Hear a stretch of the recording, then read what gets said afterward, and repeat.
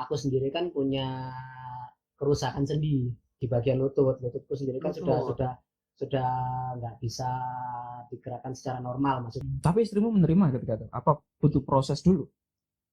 Kalau namanya cinta pasti akan menerima. Nggak ada trikku malah aku membuka diriku waktu itu trauma bengkak lutut itu sampai 3 bulan nggak sembuh.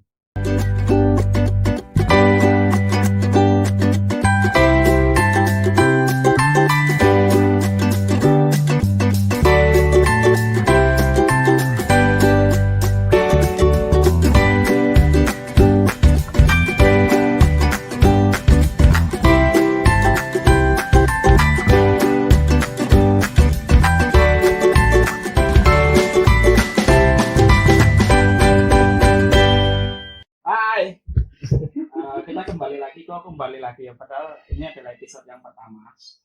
Episode yang pertama ini bintang tamunya cukup unik ya, cukup unik karena dia adalah seorang pekerja lapangan. Pekerjaannya ya ringan banyak lah, ringan dong. Jadi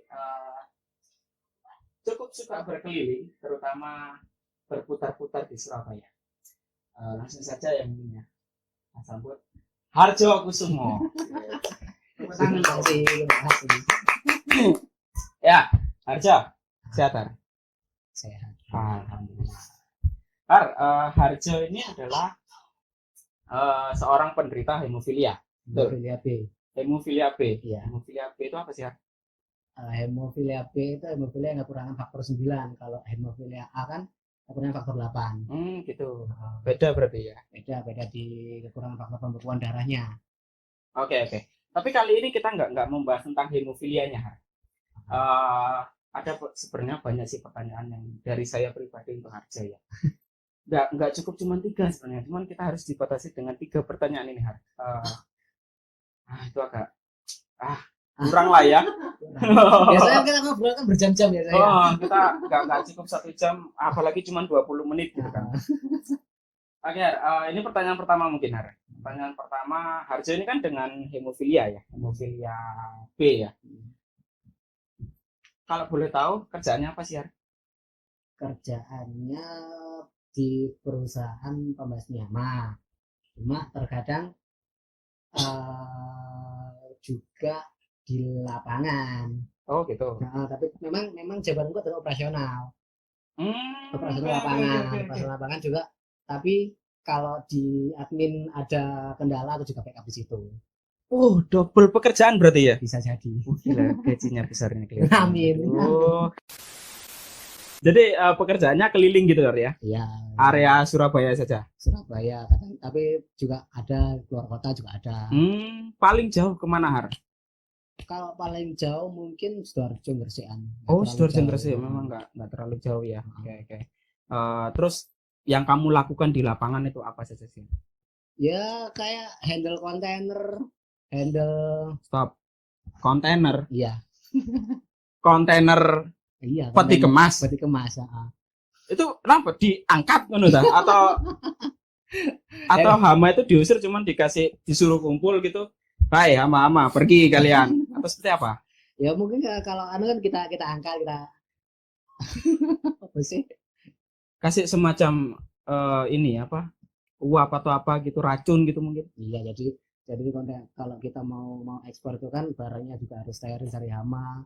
Sebentar, berarti kontainer ini barang-barangnya nanti ekspor gitu? Iya. Keluar negeri? Iya. Wakanda gitu? Zimbabwe, oke. Terus lanjutnya setelah itu kontainer berarti harus dipersiapkan dulu kan? Ya memang dari pabrik kan sudah dimuat itu barang-barangnya masuk kontainer. Nanti kan periksa karantina namanya.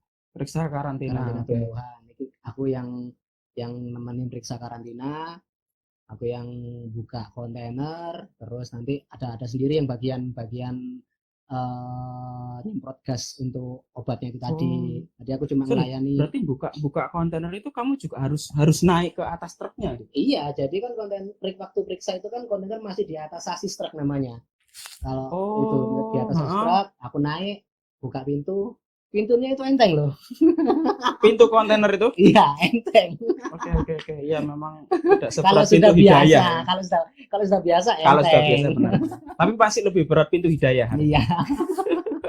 Kalau udah biasa enteng. Oke, terus setelah membuka kontainer itu apa yang dilakukan biasanya? Ya sudah, nanti petugas cek fisik barangnya sesuai atau enggak, spesifikasi barangnya seperti apa. Terus Gitu. ada enggak hamanya di situ, kan yang utama adalah pengecekan hamanya di situ.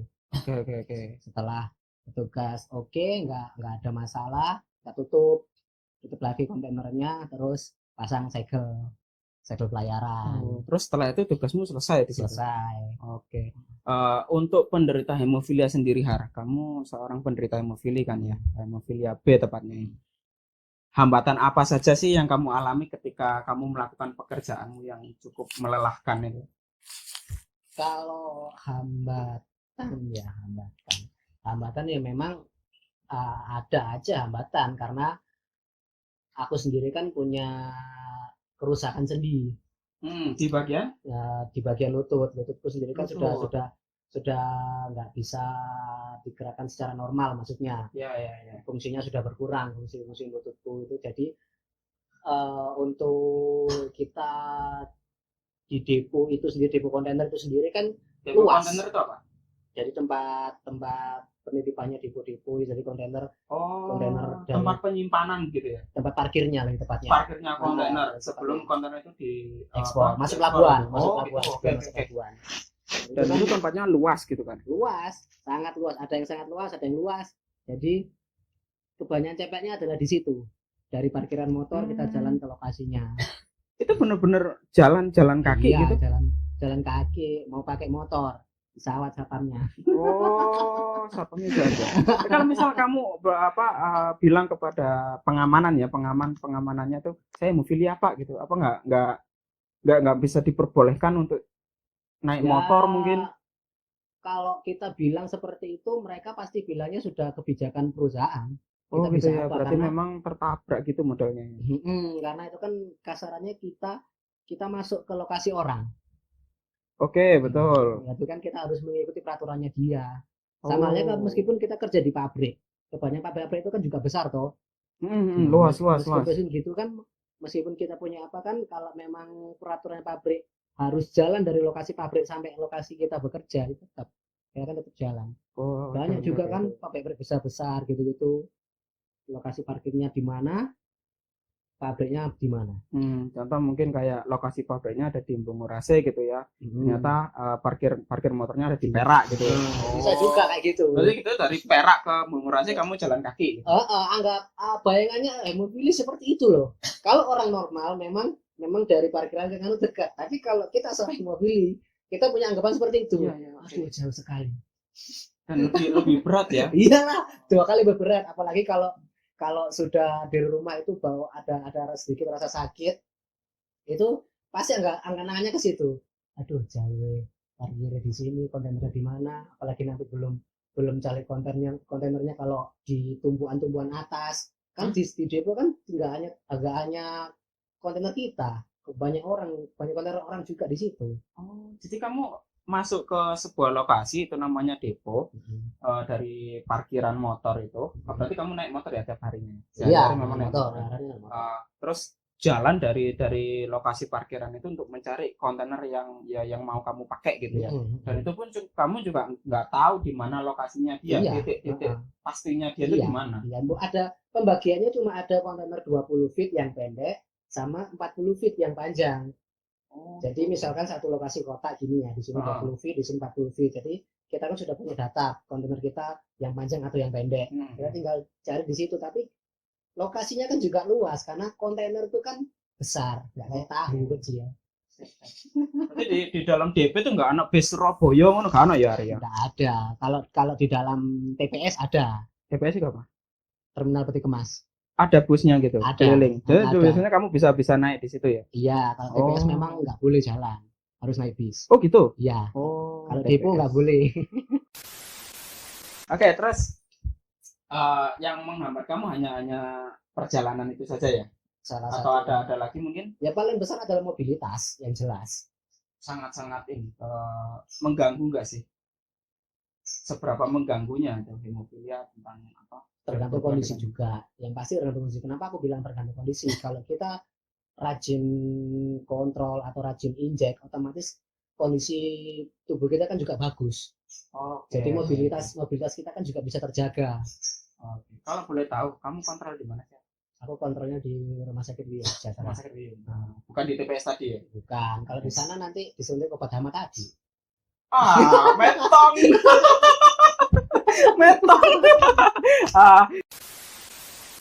Oke, berarti bergantung dari kontrolnya kamu ya. Kalau kamu rajin kontrol terus rajin masuk obat, jadi aktivitasnya itu nggak seberapa menghambat ya menurut kamu. Ya memang hemofilia kan dari yang paling utama adalah itu. Yang penting kita bisa rajin injek atau rajin kontrol, kita tahu di mana kondisi kita harus istirahat, di mana kondisi kita harus injek, kita juga harus tahu. Jadi kita harus bisa mempersiapkan diri kita untuk mobilitas di hari itu. Oke. Terus kalau mungkin ada trik-trik khusus nih, karena kan yang kita tahu nih, kita kontrol kan, kamu kontrol berapa minggu? Setiap minggu. Setiap minggu ya. Setiap minggu. Setiap minggu, dan itu pasti dapat obat ya. Iya. Nah, di sela-sela selain kontrol itu tadi, katakanlah kamu kontrol di hari Rabu gitu kan, terus masuk obat dong di hari Rabu ya. Nah, terus ketika di hari Sabtu kamu ternyata sudah mulai sakit lagi nih. Kira-kira trik-trik apa sih yang biasanya kamu lakukan? Ya yang jelas utamanya adalah semakin cepat kita injek, semakin cepat juga kita sembuh. Oh gitu. Nah, yang paling utama adalah tetap injek. Setelah injek, yang pasti adalah istirahat. Oh, tetap istirahat itu ya? Iya, istirahat. Tapi kalau masih ringan gitu kan, masih bisa kita buat mobilitas sedikit-sedikit. Tapi dengan bantuan perban coklat. Perban coklat? Iya, apa itu namanya? Amplop. Bukan. Amplop bro, coklat bro. Beda lagi, kalau amplop coklat kan isinya kan lebih. Oh, oke. Itu berarti isinya sudah konsentrat lagi ya? Iya, isinya lebih wow. Oke, siap. Oke. Trik-trik khusus berarti cuma sekedar istirahat dan perban coklat tadi ya. Ya mungkin kalau sudah mulai berat untuk mobilitas ya paling yang tambahannya adalah kompres es gitu. Terus ini cukup menjadi pertanyaan yang kalau dari aku kompres es ya. Kamu pernah nggak sih sakit di bagian ini pangkal paha, tongkeng? Jarang.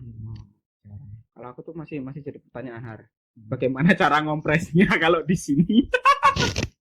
Mandi, masukin air es, kita nyelup.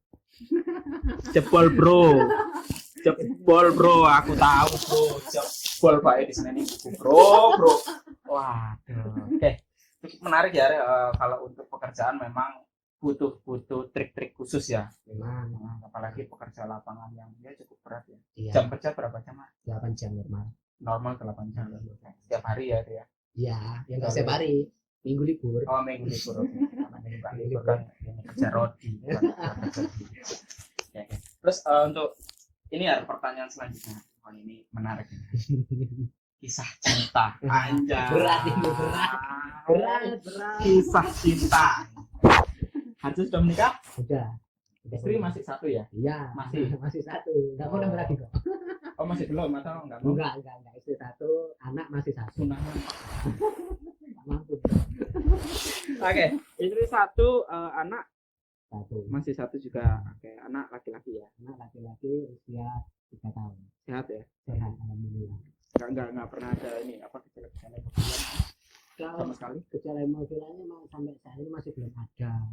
Tapi kalau lihat dari ilmu kedokteran memang kan kalau kita penderita hemofili menikah dengan wanita normal dan kita punya anak laki-laki itu di situ.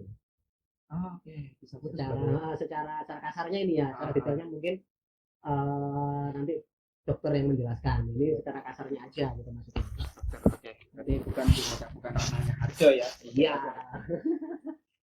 Nah, ini untuk pernikahan sebelum menikah kan pasti kan ada ini ya, ada proses. Kamu orang Jawa kan, bukan orang Jawa? Iya.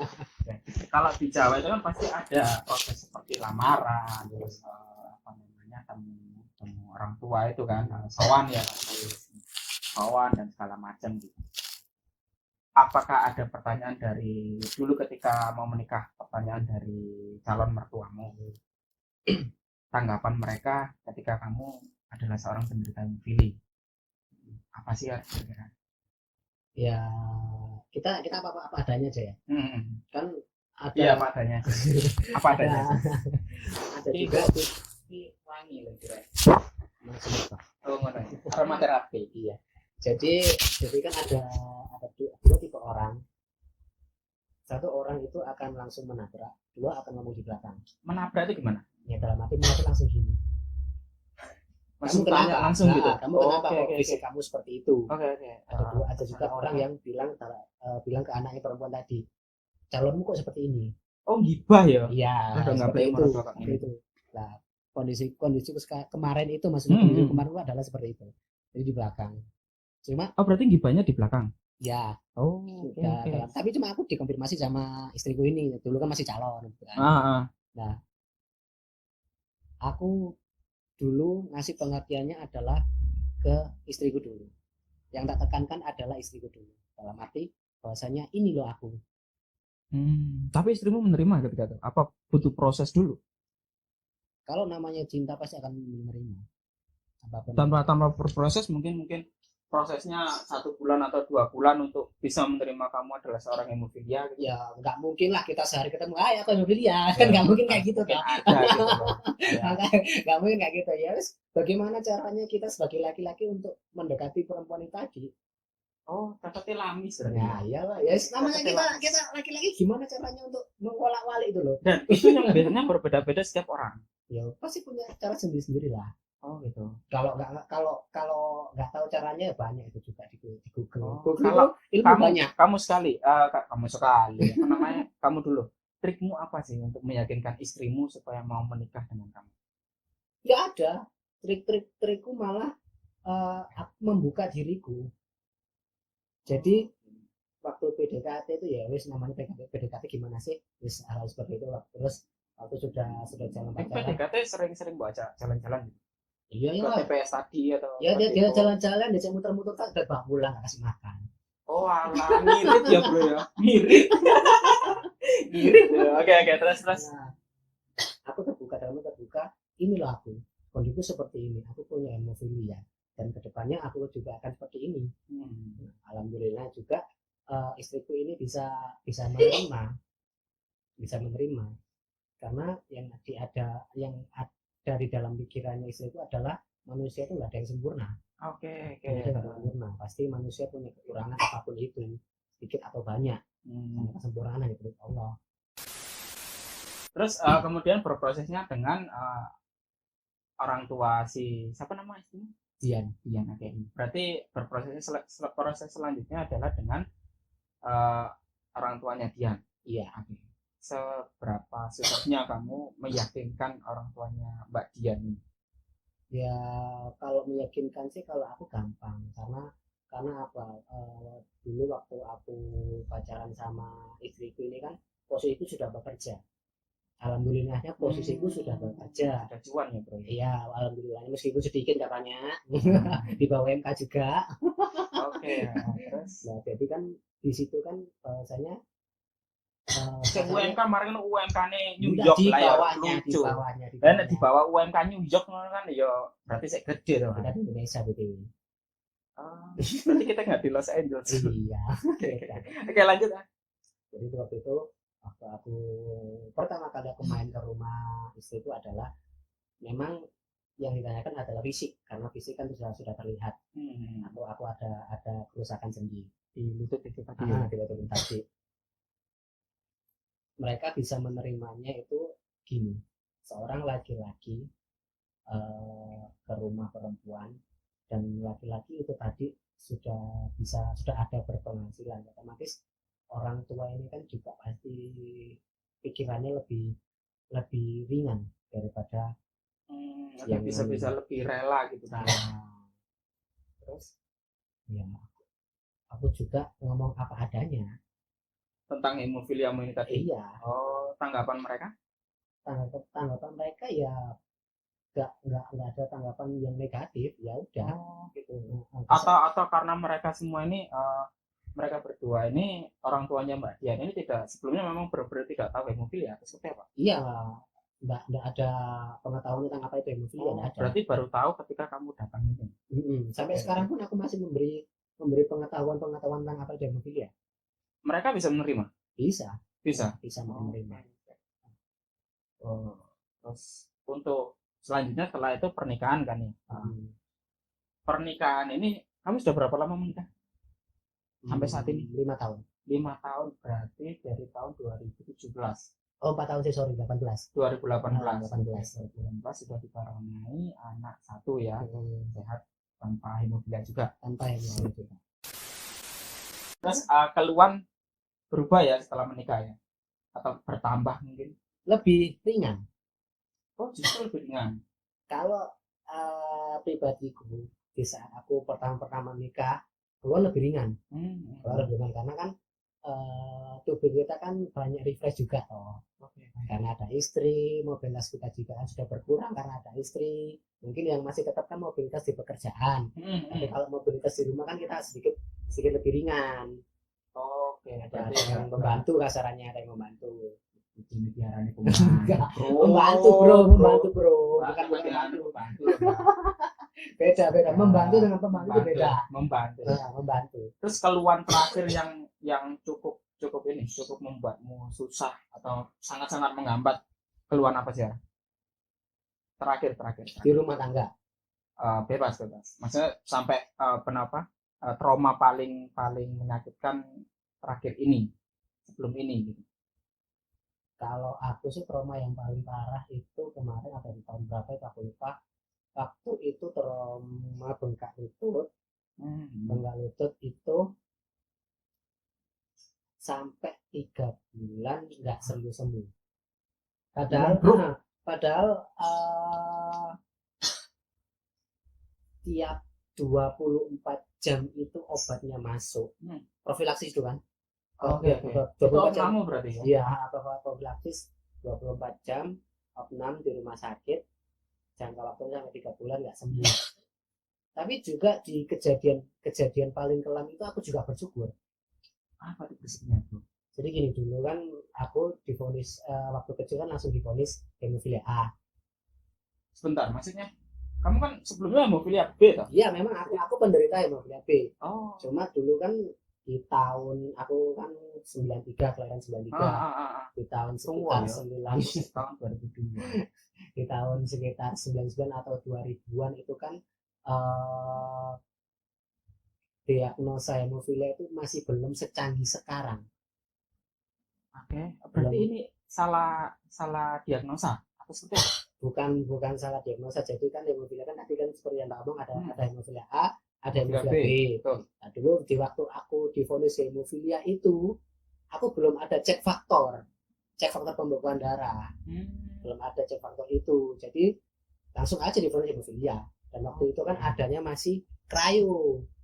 Oke, yang darah ini ya, transfusi ya. Kalau orang-orang awam mengalami darah putih gitu. Iya, atau kuning. Sama warna kuning, aku juga bingung. Ini urin. Terus iki cryo enggak kuning. Terus jadi di waktu itu langsung divonis hemofilia A. Berjalannya waktu itu cek faktor di salah satu lab swasta. Tapi lab swasta tadi rumornya mereka hasil labnya kurang akurat. Kurang akurat karena sampel darahnya tadi dibawa Jakarta dulu. Oh, berarti butuh waktu gitu berarti kan. Darahnya juga kan nggak fresh gitu loh. Akhirnya dikesampingkan lah hasil lab itu tadi. Padahal hasil labnya normal 125. Karena pengen fresh itu ya untuk kunang onde sayur boh. Oke. Iklan kan ya. Oke. Setelah dibawa ke Jakarta, akhirnya dicek di Jakarta. Di Jakarta hasilnya keluar, hasilnya normal. Nah, itu kan dari satu pertanyaan. Itu hemofilia A. Hasilnya normal. 125. Oke, terus habis itu? Ini anak hemofilia, tapi kenapa kok hasilnya normal? Dikesampingkan lah, karena tadi rumornya lab swasta tadi kurang akurat. Oke. Dulu kan juga cek faktor kan juga mahal loh. Oke, berapa juta dulu aku nggak paham. dulu di era-era tahun 2000. Iya, tahun 2000-an masih 2000 awal ya. 2000 awal. Terus salah satu formasi itu kan mengadakan cek faktor juga. Akhirnya setelah aku cek faktor, aku masuk rumah sakit 3 bulan tadi.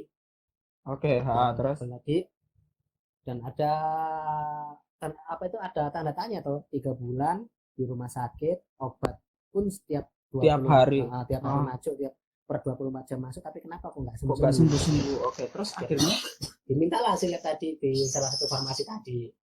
Dan hasil lab yang dulu itu. Yang kedua. Hasil yang kedua diminta di salah satu farmasi tadi. Dan ternyata benar. Di hasil lab itu 124 kalau nggak salah. Oke. Masih normal. Dan dari hasil lab tadi normal, sedangkan 3 bulan nggak sembuh-sembuh, disitulah ada tanda tanya, kok bisa ini, kenapa? Bisa seperti ini. Nah, disitulah baru aku cek faktor 9. Di aku umur 21, berarti sekitar. Kok bisa langsung kepikiran cek faktor 9 atau hemofilia B itu? Kenapa? Karena kemungkinan nggak ada lagi. Faktor 8-nya sudah normal, masuk obat faktor 8 setiap hari per 24 jam juga dengan jeda waktu 3 bulan tadi, tapi tidak membaik. Mau kemana lagi kita kalau nggak ini curiganya ke situ ya. Terus habis itu ini langsung cek ya? Langsung cek di salah satu rumah sakit swasta Surabaya. Hasilnya tadi langsung keluar hasilnya, ternyata benar hasilnya 1%. Faktor 9. Faktor 9-nya 1%.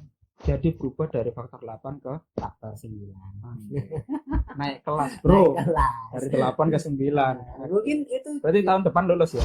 Iya. Sudah lulus. Sudah lulus. Punya anak. Sudah lulus punya anak. Gila,